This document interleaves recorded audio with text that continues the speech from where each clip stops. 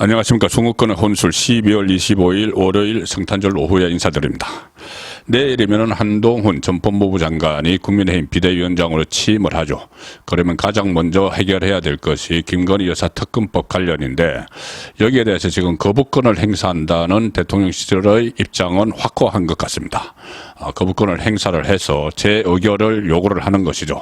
그리고 국회에서 다시 재의결을 해서 무산시킨다는 것이 이 분명한 입장인데, 당연히 그럴 수밖에 없죠. 이것은 전혀 이 특검의 대상이 되지도 않을 뿐더러 특검 자체도 여러 가지 함정을 만들고 덫을 설치를 해서 선거에서 악용하기 위해서 만든 법이기 때문에 당연히 이 거부권을 행사를 해야 되는데, 이 과정에서 국민의힘 일부 의원들이나 아니면 이 전략가들이 뭔가 지금 혼선을 일으키고 있습니다. 총선 후에는 특검을 받을 수 있다. 그것을 민주당과 이 협상 카드로 밀고 나가자, 이렇게 이야기를 하는데, 민주당이 이걸 받아들일 리가 없죠.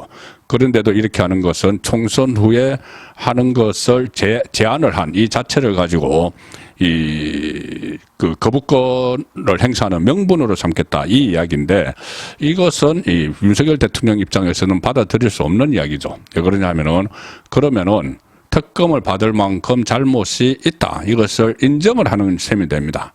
그래서 이런 보도가 나온 데 대해서 윤석열 대통령이 경로했다. 총선 후에 이 김건희 특검이 이 국민의힘 안에서 나온다는 이야기에 대해서 경로했다, 이런 보도가 오늘 뉴스원에서 나왔습니다. 일단 기사 내용은 이겁니다. 제목은 윤 총선 후 특검 보도의 경로, 김건희 특검법 거부권 고심. 거부권을 고심하는 것은 아니고 이미 결정이 된 것 같은데, 이 기사 내용은 이겁니다. 어쨌든 윤석열 대통령이 총선 후 김건희 특검이라는 머리 기사의 보도를 두고 경로한 것으로 25일 전해졌다. 한동훈 전 법무부 장관이 지난 19일 해당 특검법이 악법이라며 독소 조항과 시점을 근거로 들었는데, 독소 조항을 빼고 시점을 총선 후로 늦춘다면 특검을 수용할 수 있다는 해석 기사가 쏟아졌기 때문이다. 자, 그런데 이 머리 기사 보도, 총선 후 김건희 특검 머리 기사 보도는 조선일보가 보도를 한 내용입니다. 이 조선일보 보도 일면 톱에서 이것을 보도를 했는데, 그 보도의 근거가 한동훈 장관의 발언이었죠. 한동훈 전 장관의 발언이었죠. 그런데 그때도 제가 설명을 드렸다시피, 저는 한동훈 전 장관의 발언이 이 총선 후 거부권, 총선 후 특검, 이것을 의미하는 것이 아니라고 봤는데, 조선일보를 비롯해서 일부 언론에서는 그것을 총선 후 특검 실시, 이렇게 지금 해석을 했습니다. 거기에 대해서 윤석열 대통령이 경로를 했다는 건데, 이것은 한동훈 장관에 대한 경로라기보다는 일부 언론 보도에 대해서 경로한 것이 아닌가, 그렇게 저는 읽힙니다. 자, 일단 기사 내용은 이렇습니다. 여권 관계자는 뉴스원과 오늘 통화에서 한동훈 전 장관이 김건희 특검법의 독소 조항과 시점을 제외하면 특검을 받을 수 있다는 취지의 기사가 유력 보수제까지 나왔다. 윤 대통령이 그에 대해 대노한 것으로 안다. 이 이야기입니다. 그에 대해서 대노했는데, 그러면 그 한동훈 장관에 대해서 대노를 했는가? 아니면은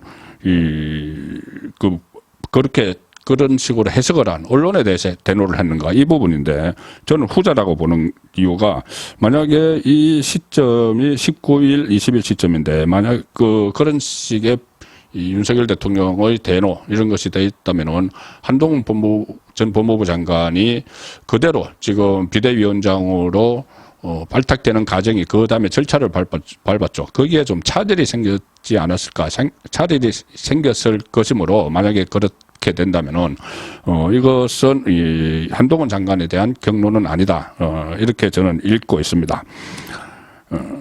한동훈 전 장관 해당 발언 이틀 뒤에 국민의힘 비대위원장직을 수락을 했죠. 그래서 장관직에서 물러나는데, 이 과정은 인사권자니까, 윤석열 대통령이 인사권자니까 당연히 윤석열 대통령이 오케이 해서 비대위원장으로 가는 겁니다.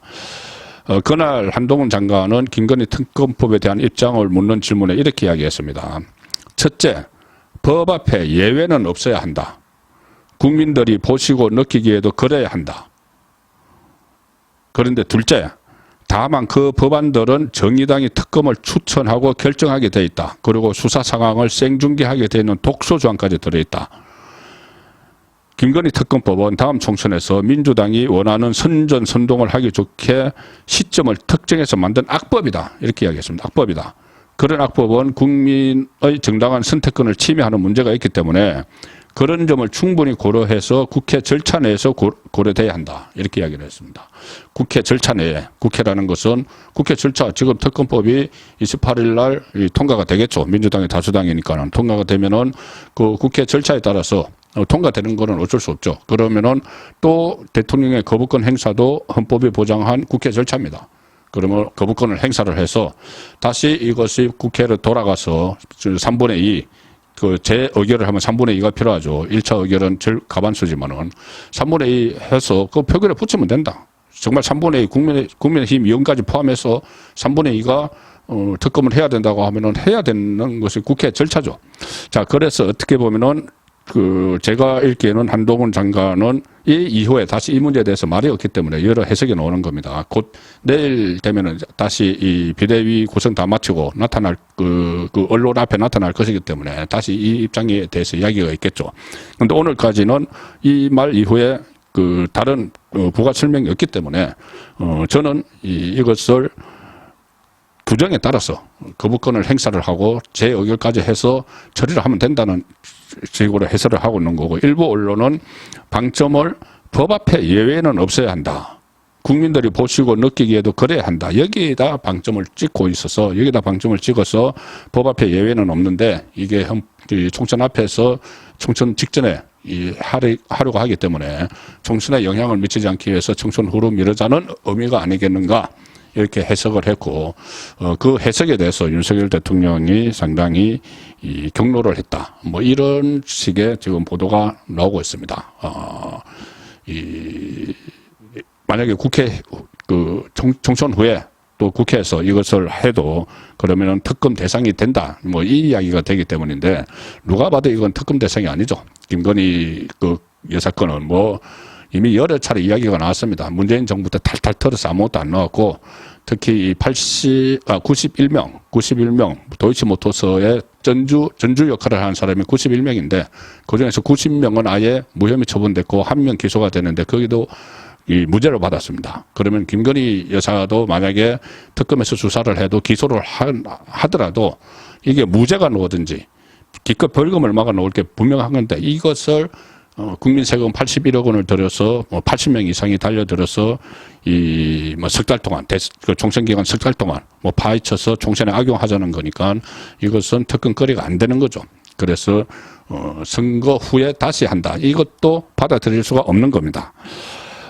이 상황에서 이관섭 대통령실 정책실장이 어제 KBS에서 인터뷰를 했죠. 이것도 아마 용산의 분위기를 그대로 전달하는 것이 아닌가 싶은데 이렇게 이야기했습니다. 총선을 겨냥해서 흠집 내기를 위한 의도로 만든 법안이 아닌가라는 생각을 확고하게 갖고 있다. 이렇게 이야기했죠. 그래서 어쨌든 대통령실은 이 쌍특검 이것과 또 50억 클럽도 있는데 50억 클럽 의혹 이 특검도 이 일종의 대장동 몸통이 이재명이란 것이 요즘 또 새로운 팩트까지 막 나오고 있는데 이것을 물타기 하기 위해서 50억 특검까지 지금 하는 것이기 때문에 여기도 반대 입장이 분명합니다. 검찰 수사가 이미 진행된 재판이 진행 중이거나 검찰 수사가 진행 중인데 이것을 특검에 적용하는 것은 정쟁을 위한 거다. 이 50억 클럽도 그렇게 보고 있고 또 김건희 특검은 악법으로 보고 있기 때문에 여기에 대해서 대통령실 입장은 확고하다.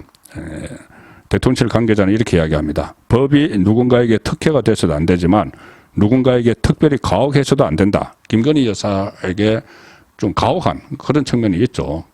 인권도 있다. 이런 기사도 나왔었습니다. 김건희 여사도 인권이 있다.